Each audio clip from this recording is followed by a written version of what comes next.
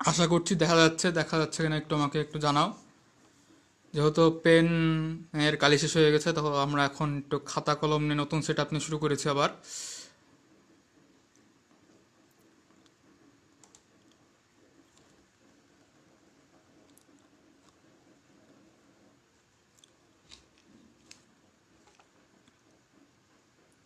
খাতা কলম নিয়ে নতুন সেট আপ নিয়ে শুরু করেছি আবার।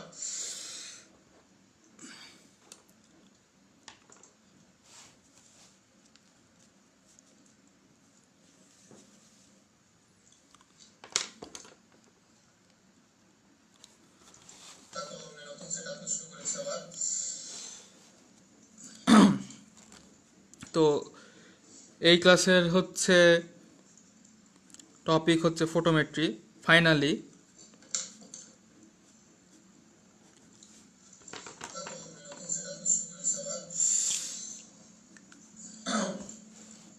তো এই ক্লাসের হচ্ছে টপিক হচ্ছে ফটোমেট্রি ফাইনালি।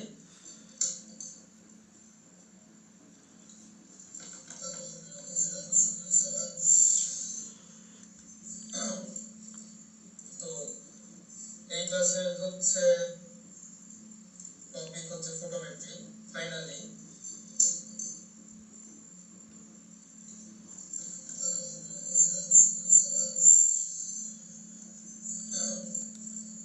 তো এই ক্লাসের হচ্ছে আচ্ছা,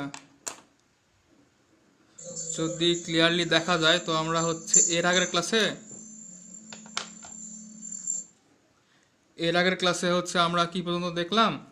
আমরা দেখলাম কি যে হচ্ছে একটা তারা থেকে আরেকটা তারার যে উজ্জ্বলতা, সে উজ্জ্বলতার জন্য পোকসনের আমলে এই সূত্রটা বের করা হয়েছিল, b1/b2 is equal two 2.512 m2m1। তারপরে আমরা উভয়পক্ষে লগ নিয়ে তাহলে হচ্ছে শেষ পর্যন্ত যে সূত্রটা পাই সেটা হচ্ছে m1 - m2 2.5 লগ b1/b2। এখন বিকে বলা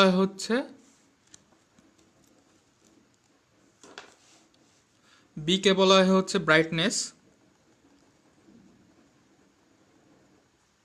বা তুমি ইউজ করতে পারো হচ্ছে অ্যাস্ট্রোনমিক্যাল টার্ম অনুযায়ী ফ্লাক্স।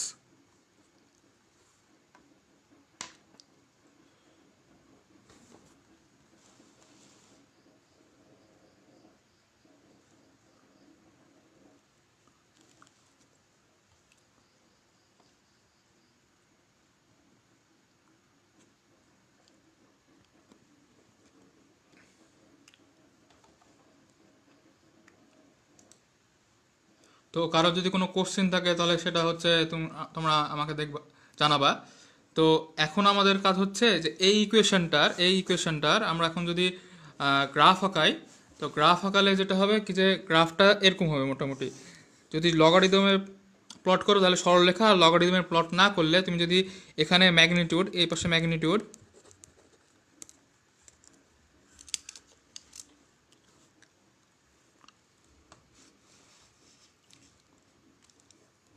এই পাশে ম্যাগনিটিউড, আর এই পাশে হচ্ছে যদি ব্রাইটনেস দাও, যে এই ইকুয়েশনটা আমরা প্লট করছি, যে এই ইকুয়েশনটা, তাহলে হচ্ছে গ্রাফটা মোটামুটি এরকম দেখাবে। কেন বলো তো? এর গ্রাফটা একটা এরকম একটা গ্রাফ আসছে, যেটা হচ্ছে মোটামুটি এর গ্রাফের মতো, এটা অসীমে চলে যাবে অবশ্যই। তো মজার ব্যাপার হচ্ছে এই পয়েন্টটা যেখানে একবারে মিলে মিলে যাচ্ছে, এই পয়েন্টটা হচ্ছে 6। এটা যদি 0 হয় তাহলে এই 6 হলে এটা অবশ্যই 3। এটা এই পাশে ম্যাগনিটিউড। তো বুঝতে পারছো কি যে হচ্ছে আমরা হচ্ছে এক এক থেকে শুরু করি। হ্যাঁ, এটা যদি 1 হয়, এটা যদি 6 হয়, 6-এ যে এটা মিলে যাচ্ছে আমাদের চোখের জন্যে, তার মানে আমরা বলতে এই গ্রাফ দিয়ে আমরা কি বোঝাতে পারছি কি যে ছয় মাত্রার তারার জন্য আমরা হচ্ছে ব্রাইটনেস দেখতে পাই না, ওই জন্য ম্যাগনিটিউড 0 ধরি। হ্যাঁ, আর এর চেয়ে উপরে আরও আছে। তো এই গ্রাফটা অসীমে এই পাশেও যাওয়া সম্ভব, এই পাশেও অসীমে যাওয়া সম্ভব, এই পাশেও অসীমে যাওয়া সম্ভব। তো কিন্তু মজার ব্যাপার হচ্ছে এই জায়গাতে হচ্ছে প্রায় ফ্লাক্স বা ব্রাইটনেস প্রায় 0। হ্যাঁ, তো এই গ্রাফটাকেই তুমি যদি হচ্ছে উভয় পক্ষে হচ্ছে লগ নিয়ে প্লট করো, আমি হচ্ছে যে এই গ্রাফটা যখন প্লট করেছিলাম তখন হচ্ছে এরকম গ্রাফ আসে। তুমি যদি এই গ্রাফটাকে প্লট করো, এই সূত্রটাকে প্লট করো লগ নেওয়ার পরে, তাহলে হচ্ছে যে গ্রাফটা পাবা সেটা হচ্ছে এরকম। এটা মূল বিন্দুগামী একটা সরলরেখা হবে। তো এটা কিভাবে আসে, তো তোমার মনে রাখো, তোমরা যদি ভবিষ্যতে কোনো দিন এই গ্রাফটা দেখো, কি যে হচ্ছে ম্যাগনিটিউড ভার্সেস ব্রাইটনেসের গ্রাফ দেখো, তো এই সূত্র প্রয়োগ করে যে গ্রাফটা হবে সেটা হচ্ছে এটা, এই ব্যাকা গ্রাফটা, এটার জন্য ব্যাকাটা হবে। আর এই সূত্রের জন্য যে গ্রাফটা হবে সেটা হচ্ছে এটা, মূল বিন্দুগামী সরলরেখা। কারণ আমরা উভয় পাশে লগ নিয়ে নিয়েছি। এটা ঢাল কত হবে, সেটা হচ্ছে তোমরা জানো 2.5 হবে।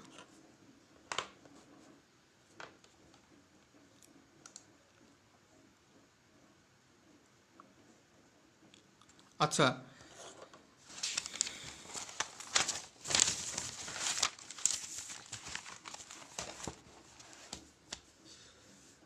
এবার আমরা যে টপিকটা নিয়ে আলোচনা করব সেটা হচ্ছে তোমার ম্যাগনিটিউডের মান। আমরা এখন যে ম্যাগনিটিউডের মানটা বের করলাম, সেটাকে বলা হয় অ্যাপারেন্ট ম্যাগনিটিউড বা আপাত উজ্জ্বলতা, বাংলাতে বলে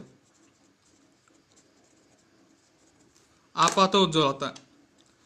অ্যাপারেন্ট কেন বলছি, কারণ আমরা প্রথমে এটা ধরে নিয়েছি কি যে হচ্ছে আমরা এখন তারার উজ্জ্বলতা দেখব, তখন হচ্ছে যে 6 হচ্ছে, আমরা সব কিছু চোখ দিয়ে দেখছি, 6 মাত্রার তারা হচ্ছে আমরা একবারে দেখতে পাচ্ছি না, একমাত্রার তারা হচ্ছে সবচেয়ে উজ্জ্বল, কিন্তু এর চেয়ে উজ্জ্বল থাকা সম্ভব, যেটা লাস্ট কাস্ট বলেছি। এই অনুযায়ী সিরিয়াস, আকাশের শব্দে উজ্জ্বল তারা,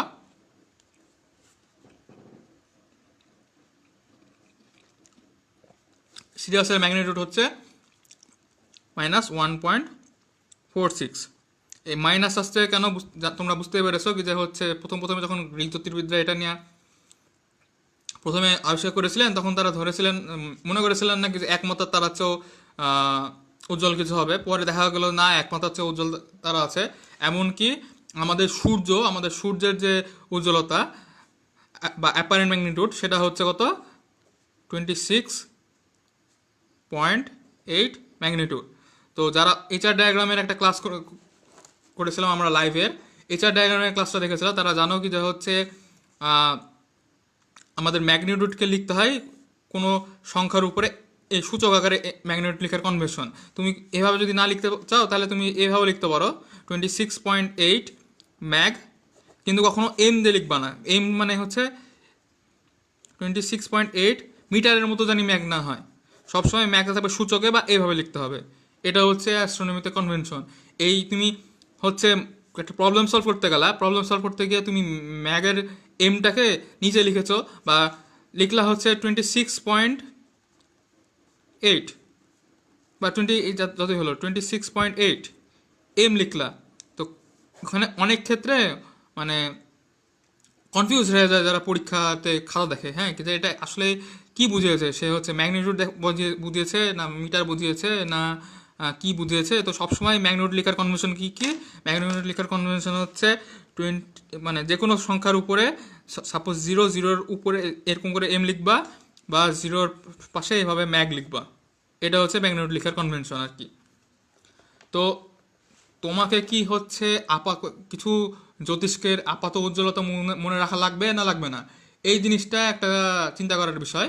তো অবশ্যই তোমাকে কিছু জ্যোতিষ্কের হচ্ছে মানে জ্যোতিষ্ক বা হচ্ছে স্টার বা অবজেক্টের হচ্ছে অ্যাপারেন্ট ম্যাগনিটিউড মনে রাখা উচিত। যেমন তোমার সানেরটা মনে রাখা লাগবেই, তোমার ভেনাসেরটা মনে রাখা উচিত, সিরিয়াসেরটা মনে রাখা লাগবে, তারপরে হচ্ছে ফুল মুনেরটা মনে রাখা লাগবে। আর তুমি যদি আকাশে সবচেয়ে উজ্জ্বল মোটামুটি 10টা তারার ম্যাগনিটিউড মনে রাখো, তাহলে তোমার জন্য সুবিধা। কারণ তুমি যখন প্র্যাকটিক্যাল পরীক্ষা নিয়ে কাজ করবা বা প্র্যাকটিক্যাল পরীক্ষাতে স্কাই অবজারভেশন করবা, তখন তোমার মোটামুটি হচ্ছে ম্যাগনিটিউড যদি জানা থাকে তাহলে স্টার হপিং করতে সুবিধা হয়। তো আমি সাজেস্ট করবো তুমি মিনিমাম এই কয়েকটা জিনিস শেয়ার অ্যাপারেন্ট ম্যাগনিটিউড মনে রাখবা। এই গেল অ্যাপারেন্ট ম্যাগনিটিউড।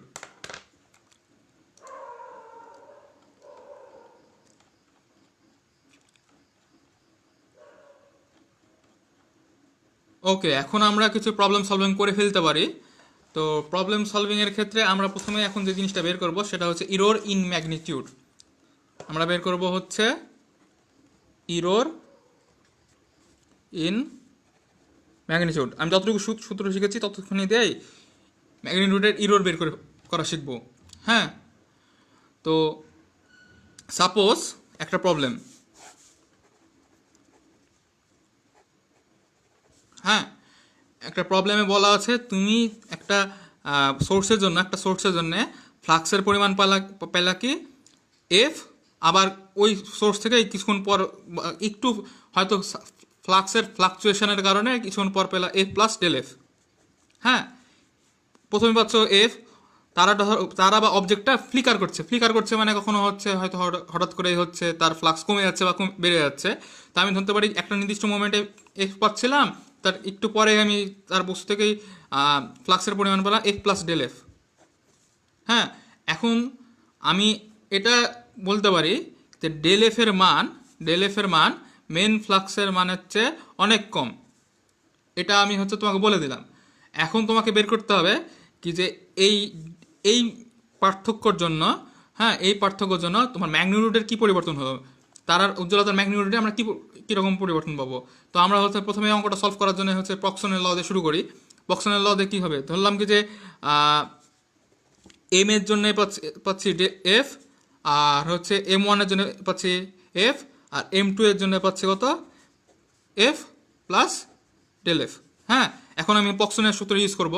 পক্সনের সূত্র ইউজ করলে কি হবে, M one minus M two is equal to 2.5 log F plus del F by F. এখানে খেয়াল করো, এখানে মাইনাস দিনই, কারণ আমি এই জিনিসটা উল্টিয়ে দিয়েছি এখানে, এই জন্য মাইনাস দেওয়া লাগেনি আমার। হ্যাঁ, এখন আমরা কি করব দেখো, তাহলে এটাকে কীভাবে লেখা যায়, 2.5 লগ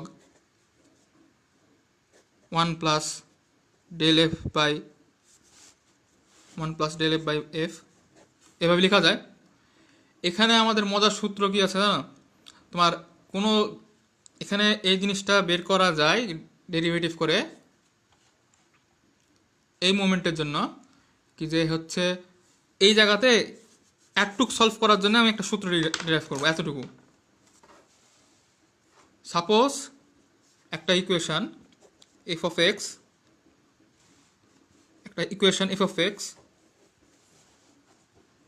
আশা করছি দেখা যাচ্ছে, একটা ইকুয়েশন এফ অফ এক্স, এটা হচ্ছে লগ 10 বেস 1 প্লাস এক্স।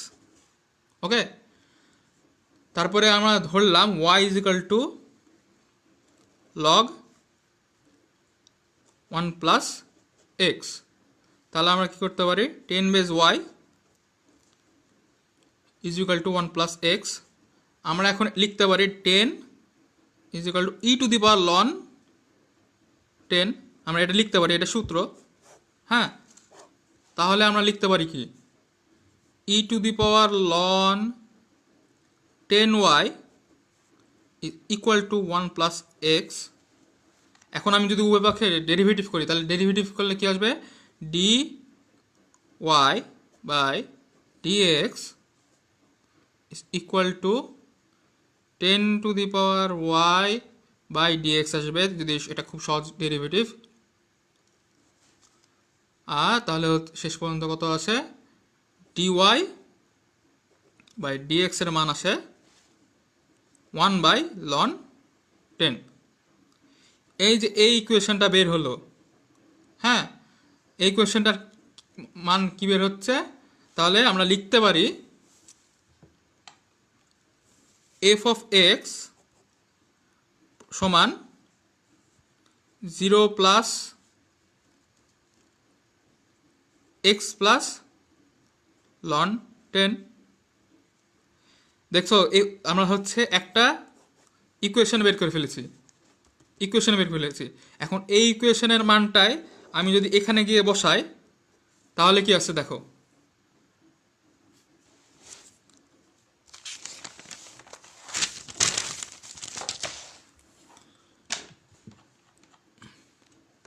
তাহলে এখন আমরা কি লিখতে পারি না, m1 minus m2 is equal to 2.5 ln 10 ln 1 plus del F by f. যেহেতু আমরা একটু আগে বের করলাম লন, এটাকে যদি একটা মোটামুটি এভাবে লেখা যায়, এটা একটা ইকুয়েশন 1 প্লাস লন 10, এটা হচ্ছে আমরা জেনারেল ইকুয়েশন হিসাবে ধরতে পারি, এটা হচ্ছে জেনারেল ইকুয়েশন এটা। এখন এটাকে আরও সিম্পলিফাই করলে কি হচ্ছে, এটার মান যদি বসাও তাহলে হচ্ছে del m is equal to 1.09 del F by f. এটা এই জিনিসটা যেটা করলাম, এই জিনিসটাকে বলে হচ্ছে ফার্স্ট অর্ডার অ্যাপ্রক্সিমেশন। তার মানে আমি কি বুঝাচ্ছি, দুটা বস্তুর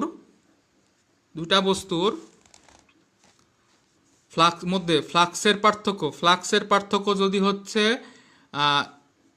1% হয়, সাপোজ 1% হয়, তাহলে তাদের মধ্যে ম্যাগনিটিউডের পার্থক্য হবে হচ্ছে, ফ্লাক্সের পার্থক্য যদি 1% হয় তাহলে ম্যাগনিটিউডের পার্থক্য হবে 0.011। তোমরা যেখানে এখানে মান বসাতে, সরাসরি একটা এই ইকুয়েশনে তুমি যদি মান বসায় দাও তাহলেই হচ্ছে বের হয়ে যাবে। তার মানে তুমি হচ্ছে এই জিনিসটা বলা যায় কি যে হচ্ছে প্লাস মাইনাস 0.01 ম্যাগনিটিউডের চেয়ে কম নির্ভুলভাবে কোনো ডিটেক্টর দিয়েই ম্যাগনিটিউড আর নির্ভুলভাবে মাপা যায় না। তোমার যে কোনো ডিটেক্টরের জন্য সবচেয়ে নির্ভুলতম মান মাপা যাবে হচ্ছে 0.011 ম্যাগনিটিউড পর্যন্ত, যে কোনো ফ্লাক্সের পরিবর্তনের জন্য এটাই হচ্ছে আমার সীমা, যে এর চেয়ে আমি নির্ভুলভাবে কোনো বস্তুর ম্যাগনিটিউড মাপতে পারবো না।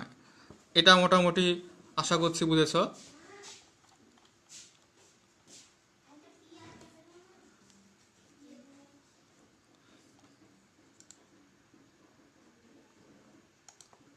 আচ্ছা, এবার হচ্ছে আমরা আরেকটা প্রবলেম সলভ করব একই রকমই। তো ধরো তোমার কাছে হচ্ছে ফ্লাক্স, কোনো বস্তু থেকে তুমি ফ্লাক্স মেরে পেয়েছো, ফ্লাক্সের পরিমাণ হচ্ছে, এটা আরেকটা প্রবলেম 2। আরেকটা বস্তু থেকে ফ্লাক্সের পরিমাণ তুমি পেয়েছো এফ 1 প্লাস এক্স, হ্যাঁ, আর এর মধ্যে তোমার এক্স পরিমাণটা হচ্ছে তোমার ইরোর, হ্যাঁ। তাহলে হচ্ছে ম্যাগনিটিউডের ইরোর কত, ম্যাগনিটিউড কত, ম্যাগ ইজিক্যাল টু ওয়াট, এটা হচ্ছে একটা কোশ্চেন। তো একইভাবে হচ্ছে আমরা প্রবলেমটা সলভ করব। দেখো, ধরে নি del m not is equal to 2.5 log 1 plus x plus constant. এটাও ম্যাগনিটিউড লেখার আরেকটা নিয়ম আর কি, কনস্ট্যান্ট। ওকে, তাহলে লিখতে পারি 2.5 লগ, একটু আগে আমরা শিখলাম হচ্ছে এই জিনিসটাকে ভাঙায় নিয়ে আগে, 2.5 1 প্লাস এক্স সি কনস্ট্যান্ট, এটাকে ভাঙিয়ে নিয়েছি জাস্ট। তারপরে আমি কি লিখতে পারি, কি যে হচ্ছে m not minus m is equal to 2.5 log 1 plus x, বা এটাকে একটু আগে সলভ করলাম আমরা 2.5 এখানে মাইনাস লন 10 ইন্টু এক্স, তাহলে লেখা যায় কি minus 2.5 x is equal two 2.3 is equal two minus 1.08 x. তার মানে যে কোনো ফ্লাক্সের পরিবর্তনের জন্য ম্যাগনিটিউডের ইররকে এভাবে লেখা যেতে পারে। আর একটু ভালো মতো বোঝাই,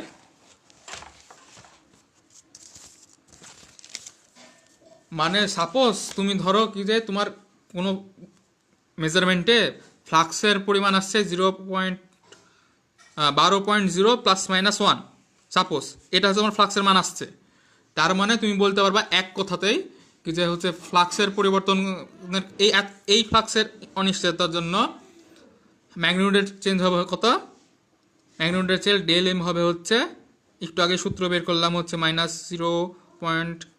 1.08 এক্স, এক্স এর মান যদি প্লাস মাইনাস 1 হয় 0.8 ইন্টু প্লাস মাইনাস উঠে দেয় মানটা যদি বসাও, তাহলে এই পরিমাণ ম্যাগনিটিউডের চেঞ্জ হবে জাস্ট এতটুকু ফ্লাক্সের পরিবর্তন জন্য। এটা যদি ডেল এফ হয়, এতটুকু ফ্লাক্সের জন্য এই সূত্র ইউজ করে তুমি ডেল এম বের করতে পারবা ফ্লাক্সের পরিবর্তন। এটা একটা সূত্র। এই পর্যন্ত ইরর ইন ম্যাগনিটিউড প্রবলেমগুলো হচ্ছে মানে আছে, আর এর চেয়ে কঠিন আর কিছু নাই। এবার হচ্ছে আমরা যে প্রবলেমগুলো সলভ মানে দেখার চেষ্টা করব সেটা হচ্ছে ম্যাগনিটিউডের যোগ। হ্যাঁ, তো সাপোজ তোমার কাছে হচ্ছে দুটা বস্তু, মানে তুমি দেখতেছো এখানে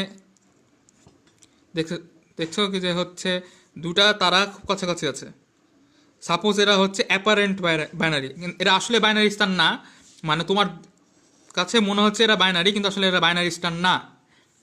মানে এরা আসলে তোমার লাইন অফ সাইট হচ্ছে মনে হচ্ছে বাইনারি স্টার, কিন্তু এরা আসলে একটা অনেক দূরে আছে আর একটা অনেক কাছে আছে, কিন্তু দুটাকে যখন দেখছো তখন তোমার কাছে এটা বাইনারি স্টারের মতোই লাগছে। তো অ্যাপারেন্ট বাইনারি, তো একটা বাইনারি স্টারের হচ্ছে ম্যাগনিটিউড হচ্ছে কত 3 ম্যাগনিটিউড, এই প্রবলেমটা অনেক ফেমাস। আরেকটা ম্যাগনিটিউড কত 4 ম্যাগনিটিউড ধরলাম। তো তুমি যখন দেখছো তখন তুমি এই দুটা তারাকে মিলিয়ে একটা তারা দেখছো, তখন তোমাকে বের করতে হবে এই পুরা যে এই দুটা আলাদা আলাদা ম্যাগনিটিউড যদি 3 আর 4 হয় তাহলে এর কম্বাইন্ড ম্যাগনিটিউড একসাথে দেখবো কতখানি।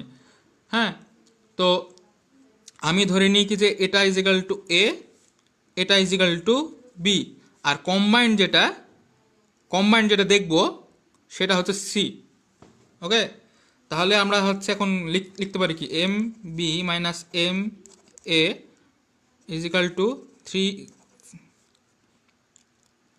4 minus 3 is equal to 1 is equal to 2.5 log FA by FB, এতটুকু লেখা যায়। এখন দেখো কি করি, এখন হচ্ছে তাহলে এটা কি হতো, ক্যালকুলেটারে বসে দেখলে হচ্ছে, আচ্ছা এখন মানে দেখা যাচ্ছে, আমি বুঝতে পারছি যখন দেখা যাচ্ছে না তখন হচ্ছে সাইডে সরিয়ে দিচ্ছি। হ্যাঁ, তাহলে হচ্ছে এটা লেখা যায় হচ্ছে 10 to the power 1 by 2.5 is equal to 10 to the power 0.4 is equal to 2.512। এখন দুই পাশে এখন আমরা কি করব, দুই পাশে হচ্ছে এক যোগ করব, মানে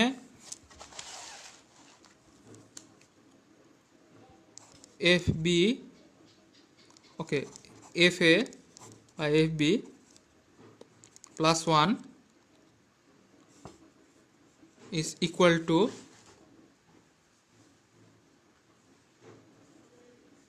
is equal to F A plus F B by F B is equal to F C. দুইটার মিলিত ফ্লাক্স কত? এফ এ আর এফ এর মিলিত ফ্লাক্স কত হবে? এফ সি মানে combined flux by F b. এটা কত আসছে? 3.512। এখানে আমরা বের করেছিলাম হচ্ছে 2 দুটার জন্য হচ্ছে ফ্লাক্সের অনুপাত হচ্ছে এত হলে এটার জন্য হচ্ছে f c by F b হচ্ছে কত? আমরা বের করেছিলাম f B by f a কত, এবং এখন বের করছি কত? F c by F b কত। তাহলে এখন আমরা এফ সি হিসাবে লিখতে পারি f c is equal to m b by 2.5 log f c by F B is equal to 4। M b এর মান 4, 2.5 লগ, এটার মানও বের করে ফেলেছি, এখানে বসাবো 3.512। তাহলে কত বের হচ্ছে এমসি এর মান? এমসি এর মান বের হচ্ছে 2.64। এখানে খেয়াল করার বিষয় হচ্ছে কি, তোমাকে যখন বলবে কি যে কম্বাইন্ড ম্যাগনেট বের করো, তখন অনেকেই করে এই 3 আর 4, তার মানে 7 ম্যাগনিটিউড। এইভাবে কিন্তু হবে না। তোমরা বুঝতে পারছো কি যে ম্যাগনিটিউড একটা লগারিদমের function. Magnitude itself is a logarithmic function. এটা অ্যাডিটিভ না, নন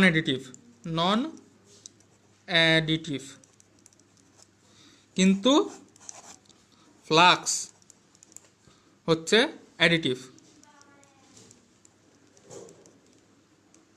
আমরা ফ্লাক্সকে আমরা যোগ করতে পারি, যে এই কাজটা আমরা যে এখানে করেছি।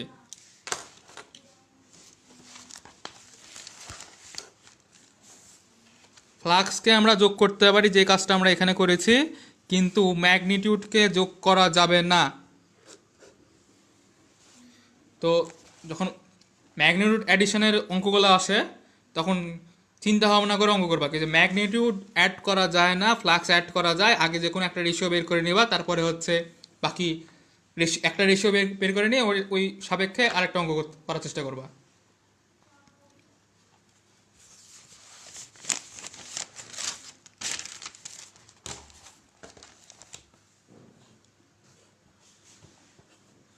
ঠিক আছে, এখন আমরা যে অঙ্কটা করব সেটা হচ্ছে, আচ্ছা আমরা এখন একটা নতুন কনসেপ্টে চলে যাই, আর বেশি অঙ্ক করিয়ে। সেটা হচ্ছে আমরা এতক্ষণ যেটা করলাম, সাপোজ তুমি দাঁড়িয়েছো আকাশে, একটা তারা অনেক বড়।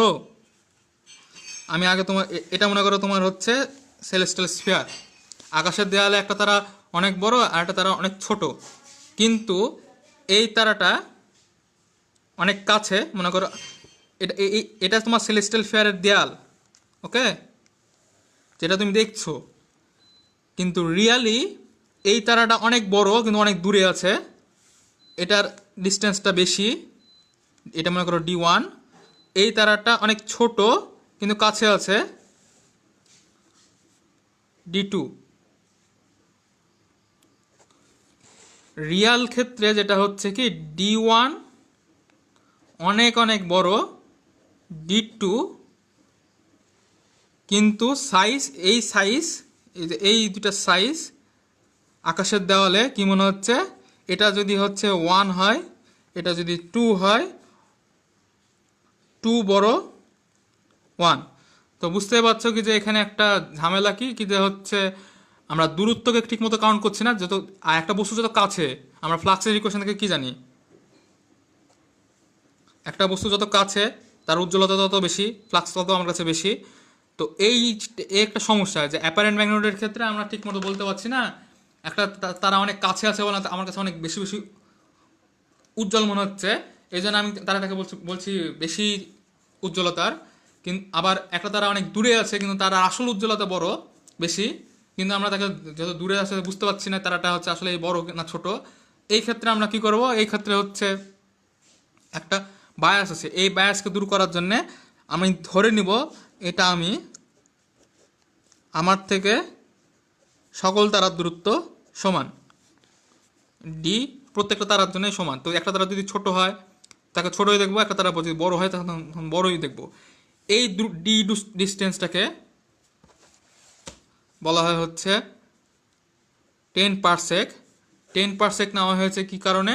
10 পারসেক হচ্ছে এক তো আমাদের ক্যালকুলেশন করতে সুবিধা হবে, কারণ আমাদের ইকুয়েশনগুলো সব লগারিদমিক, ক্যালকুলেশন করতে সুবিধা হবে।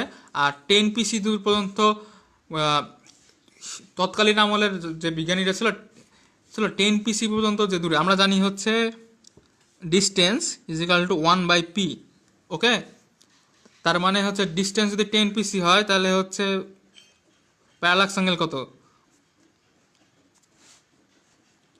p is equal to 1/10, p is equal to 0.1। তো ব্যাপার হচ্ছে কি, আমরা সাধারণত 0.001 পান এই আর্ক সেকেন্ড পর্যন্ত বা কোন পর্যন্ত কোনো তারার আকার নির্ভুলভাবে মাপতে পারি। এর চেয়ে বেশি গেলে আমাদের আকার মানে আমাদের কাছে এত সেন্সিটিভ যন্ত্রও নয়, আর আকাশে অত ছোট বস্তু সহজে দেখাও যায় না। তাই জন্যে যেহেতু এটা যদিও 100 হয়, 100 পিসি হয়, তো 10 পিসির মান নিয়ে আমরা 10 পিসি দূরে সব তারাকে রেখে এখন আমরা যদি পর্যবেক্ষণ করা শুরু করি, তাহলে যে দূরত্বটা পাবো মানে যে ইকুয়েশনটা পাবো সেটা এখন বের করার চেষ্টা করি। হ্যাঁ, সাপোজ 10 পিসি দূরে রেখে যে ম্যাগনিটিউড মাপা হয় সেটাকে বলে হচ্ছে অ্যাবসোলুট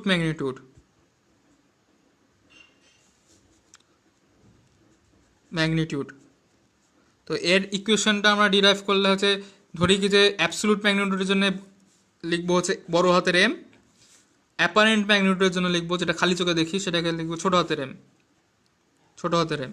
তাহলে যদি এখন ইকুয়েশন লেখা শুরু করি, m minus m is equal to 2.5 log, ধরলাম কি যে বড় এম এর জন্য হচ্ছে ফ্লাক্স এফ, ছোট হাতের জন্য ছোট এফ। এখন ইকুয়েশনটাকে হচ্ছে সিম্পলিফাই করি, 4 পাই আর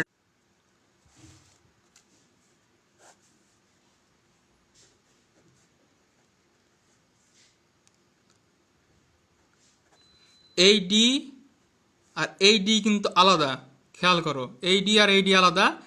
কেন আলাদা হচ্ছে? একটা ডি এই বড় হাতের এফ এর জন্য যে ডি, বড় হাতের এফ এর জন্য যে ডি বা আর, হ্যাঁ সেটা কত? সেটা হচ্ছে একটা হবে 10 পিসি। হ্যাঁ, এই বড় হাতের আরটা হচ্ছে 10, আর এটা হচ্ছে অ্যাকচুয়াল ডিস্টেন্স। তাহলে হচ্ছে যদি প্রতিপাদন করি তাহলে শেষ পর্যন্ত যেটা হবে কি, এই 4 পাই কেটে যায়, এল কেটে যাবে। তো শেষ পর্যন্ত যে ইকুয়েশনটা আসবে আর কি, সেটা হচ্ছে m minus m is equal to 5 log d/10। এটা তুমি যদি সিম্পলিফাই করো তাহলে এই ইকুয়েশনটা আসবে আর কি। হ্যাঁ, তো আমি এটাকে আরও সুন্দর করে লিখতে পারি, -5 লগ +5। এখন খেয়াল করার বিষয় হচ্ছে এখানে একটা ডি থাকবে, একটা ডি থাকবে। এই ডি সবসময় পারসেকে আসবে,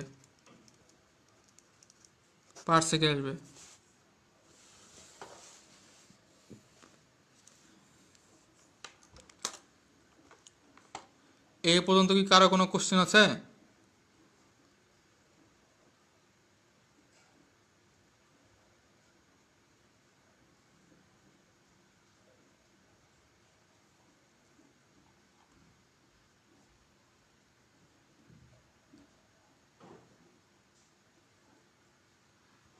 কোশ্চেন যদি না থাকে তাহলে হচ্ছে আমরা এবার আর একটু কঠিন জিনিসপত্রতে চলে যাই। খেয়াল করার বিষয় হচ্ছে এম মাইনাস বড় হাতের এম, এম মাইনাস বড় হাতের এম 5 লগ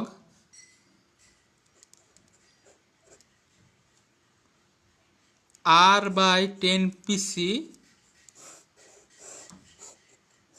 এই ইকুয়েশনটাকে বলা হয় হচ্ছে ডিস্টেন্স মডুলাসের ইকুয়েশন। এই ইকুয়েশনটাকে বলা হয় ডিস্টেন্স মডুলাস। এই পার্টটাকে বলা হয় মানে এম মানে ছোট হাতের অ্যাপারেন্ট মাইনাস অ্যাবসোলুট,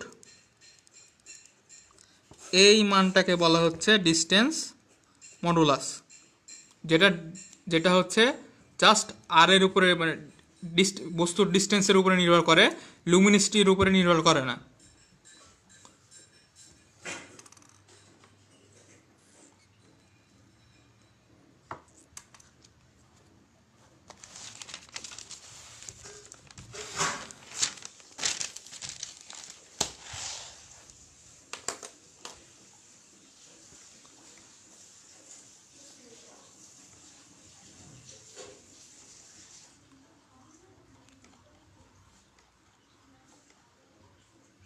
আচ্ছা, এবার আমরা হচ্ছে যে জিনিসটা নিয়ে আলোচনা করব সেটা হচ্ছে আসল ফটোমেট্রিক দিকে আমরা আগে গেছি। এই জিনিসটাকে বলা হয়েছে standard photometric system. Standard photometric system.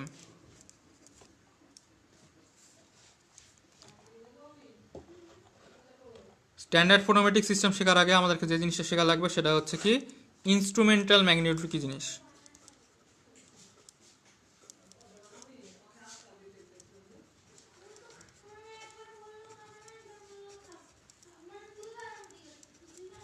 Instrumental magnitude, instrumental magnitude বলতে হচ্ছে কি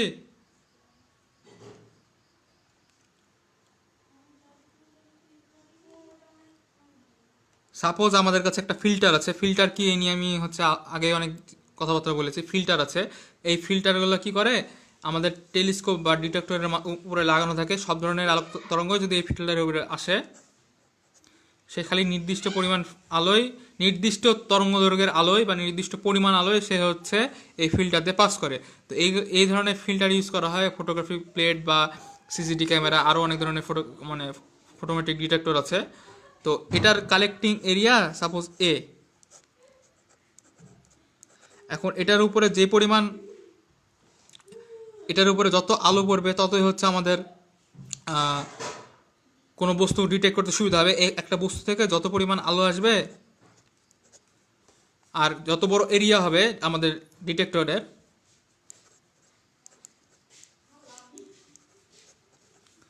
ততই হচ্ছে আমাদের হচ্ছে গেইন বেশি হবে। গেইন বেশি বলতে কি আমাদের হচ্ছে বস্তুটা শনাক্ত করতে বেশি সুবিধা হবে। হ্যাঁ, তো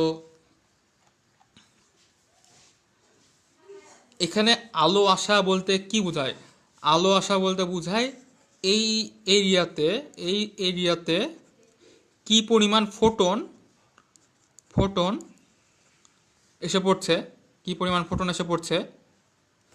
তো ফোটনকে যেহেতু কণা হিসাবে কাজ করা হয়, তাহলে আমরা এটাও বলতে পারি যে এই পরিমাণ এরিয়াতে কি নাম্বার অফ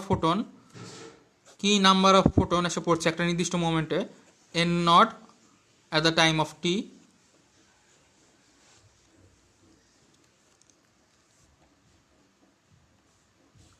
তাহলে আমরা কি বলতে পারি না, একটা নির্দিষ্ট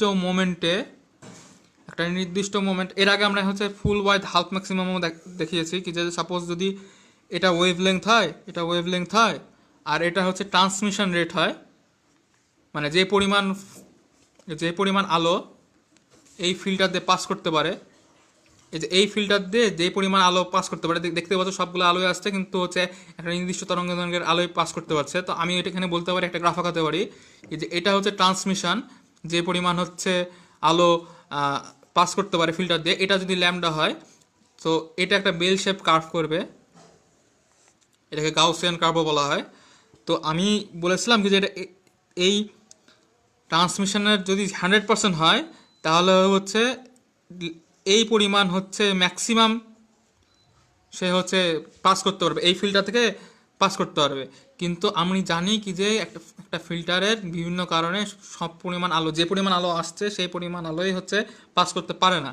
তো অবশ্যই আমাদের কি করা লাগবে, চিন্তা ভাবনা করা, তাহলে এটার সর্বোচ্চ কার্যকরী ক্ষমতা যদি ট্রান্সমিশন যদি 100% হয়, কিন্তু 100% হওয়া তো সম্ভব হচ্ছে না, তার মানে সব সব ল্যাম্বডাই তো পার হতে পারছে না। তাহলে আমরা কি ধরে নিতে পারি, কিছু সব কিছু না হয়ে হয় কম হচ্ছে, নাহলে বেশি হচ্ছে, কমই হচ্ছে। হ্যাঁ, মনে করো এই পর্যন্ত হচ্ছে, বেশি গেল তো আমরা এখন ঠিক বলতে পারছি না কি যে এতখানি হচ্ছে। ট্রান্সমিশন রেট আমরা সব ক্ষেত্রে ক্লিয়ারলি জানি না, তো আমি ধরে নিতে পারি কি যে এই পুরা বেল কার্ভের অর্ধেক পরিমাণ অর্ধেক পরিমাণ হচ্ছে আমরা হচ্ছে পেয়েছি আর কি, ট্রান্সমিশন আর ফ্লাক্স। তাহলে আমরা এই জিনিসটাকে কি বলে, এই যে এই জিনিসটাকে কি বলে, ফুল ওয়াইড হাফ ম্যাক্সিমাম। আর এই মানটা কত, মানটা হচ্ছে ডেল ডেল ল্যামডা। তার মানে আমরা বলতে পারছি কি কি কি যে একটা নির্দিষ্ট মোমেন্টে এই এরিয়াতে ফ্লাক্সের পরিমাণ এফ অ্যাট দ্য ওয়েভলেংথ, একটা নির্দিষ্ট ওয়েভলেংথে আসছে, মনে করো মনোক্রোমাটিক ফ্লাক্স এটা। তাহলে হচ্ছে ই, যে পরিমাণ energy per time per full wide half maximum, full half maximum কত হচ্ছে সেটা, আর পার টাইম। ওকে। আর আরও মজার ব্যাপার হচ্ছে কি, তোমার ফ্লাক্স যত বেশি হবে, এই যে এখানে তুমি যত বেশি ফ্লাক্স দিবা তত বেশি তোমার কাছে ফোটন আসবে। তার মানে আমি কি বলতে পারি না, ফ্লাক্সের যে মান সেটা সমানুপাতিক নাম্বার অফ ফোটন।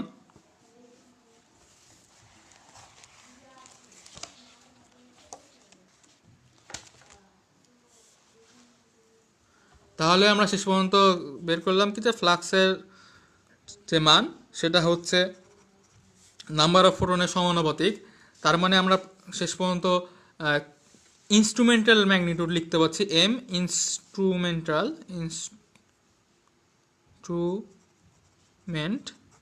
লিখতে পারি কি লগ এন বাই টি, নির্দিষ্ট টাইমে যে পরিমাণ ফোটন এসে পড়ছে সেটা প্লাস সি। এটা একটা ইকুয়েশন, ইনস্ট্রুমেন্টাল ম্যাগনিটিউডের ইকুয়েশন। তো এই জিনিসটাকে, এই টিটাকে বলা হচ্ছে ক্যামেরার এক্সপোজার টাইম। এই টিটাকে বলা হয় ক্যামেরার এক্সপোজার টাইম। এটা যদি এখন সুন্দরভাবে লিখতে চাও আরও, তাহলে তুমি এখন এভাবে লিখতে পারো, ডেল এম বা 2.5 log n1 into t2 n2 by t1। এটা একটা ইকুয়েশন, এটা ইনস্ট্রুমেন্টাল ইকুয়েশন। আর এই ডেল এম মানে তো জানোই তোমরা, ডেল এমকে আমরা লিখতে পারি m1 মাইনাস m2। বা এই যে এই কাজটা করছি যে দুটা ইনস্ট্রুমেন্টাল ম্যাগনিটিউডের জন্য দুটা নাম্বার অফ ফোটন ডেনসিটি আর এক্সপোজার টাইমের যে পার্থক্য করছি, হ্যাঁ, এই জিনিসটাকে বলে হচ্ছে রিলেটিভ ফোটোমেট্রি। মানে ধরে নাও আমার কাছে একটা তারা আছে, এই তারা থেকে প্রতি সেকেন্ডে আমার এরিয়ার একটা টেলিস্কোপ আছে আমার কাছে, একটা নির্দিষ্ট আদর্শ তারা আমি জানি যে এই আদর্শ তারার জন্য টি সময়ে আমাদের ডিটেক্টরে কি পরিমাণ ফোটন আসে সেটা আমি জানি। তাহলে আমি কি করতে পারবো, এখন একটা অজানা তারা থেকে ঠিক টি টাইমেই এই এরিয়াতেই টেলিস্কোপের কি পরিমাণ হচ্ছে ফোটন এসে পড়বে, এটা যদি 1 হয়, এটা যদি 2 হয়, সেটা আমি এই সূত্র দিয়ে বের করতে পারছি। তো ফোটোমেট্রির মেন কাহিনী হচ্ছে ফোটন কাউন্ট। এই জিনিসটাকে বলা হচ্ছে ফোটন কাউন্ট।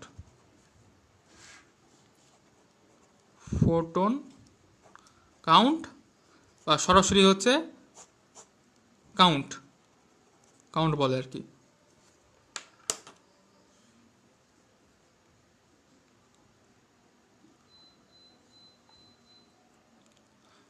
তো এই পর্যন্তই নামাজ ব্রেকের জন্য থাক।